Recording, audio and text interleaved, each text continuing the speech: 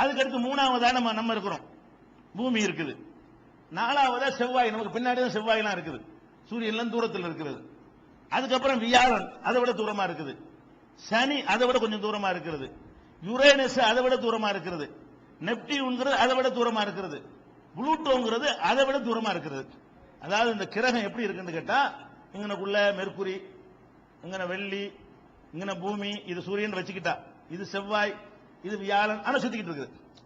அப்ப தூரத்தில் இருக்கிறது பெரிய வட்டம் போடும், கிட்டத்தில் இருக்கிற சின்ன வட்டம் போடும். அப்படி விளங்கிருங்களேன்.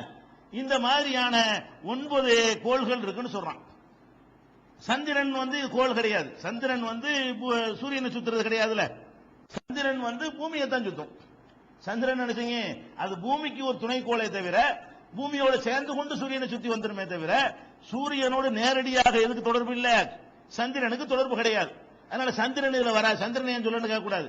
சந்திரன் சூரியனுக்கு சம்பந்தமே கிடையாது, அது ரொம்ப கிட்டத்தில் இருக்குது. விண்வெளி பாசையில் சொல்வதா இருந்தா நம்ம பக்கத்து வீட்டில் அடுத்த வீட்டில் இருக்கிற மாதிரி பக்கத்துல பூமிக்கு அருகில் இருக்கக்கூடிய ஒரு விஷயம். சரி, இப்ப ஒண்ணு ஒண்ணா எடுங்க. இப்ப என்ன பண்றான்னு கேட்டா, இவ்வளவு கோள்கள் இருக்குல்ல, இதுல மனிதன் வாழணும். இந்த பூமி எப்படி மண்ணு மாதிரி இருக்கிறதோ அது மாதிரி இப்ப சந்திரனுக்கு போயிட்டு வந்தான், அது என்னவா இருக்குது, மண்ணா தானே இருக்குது, மனுஷனே போயிட்டு வந்துட்டான்.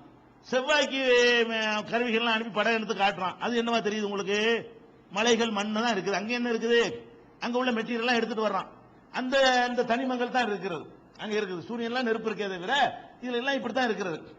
அப்ப இவ்வளவு பெரிய பிரம்மாண்டமான ஒரு பிரபஞ்சத்துல இவ்வளவு 9 கோள்கள் இருக்கும் பொழுது மனுஷன் வாழ்வது எங்கதான், இங்க மட்டும் தான் வாழ்றோம். இவ்வளவு ஏன் படுத்தான் நமக்கு தெரியல. இதை விட 11 மடங்கு பெருசா இருக்கு வியாழன். அப்ப 11 மடங்கு பெருசா இருந்தா ஒரு 11 மடங்கு மக்கள் அங்க இருக்கணும்ல.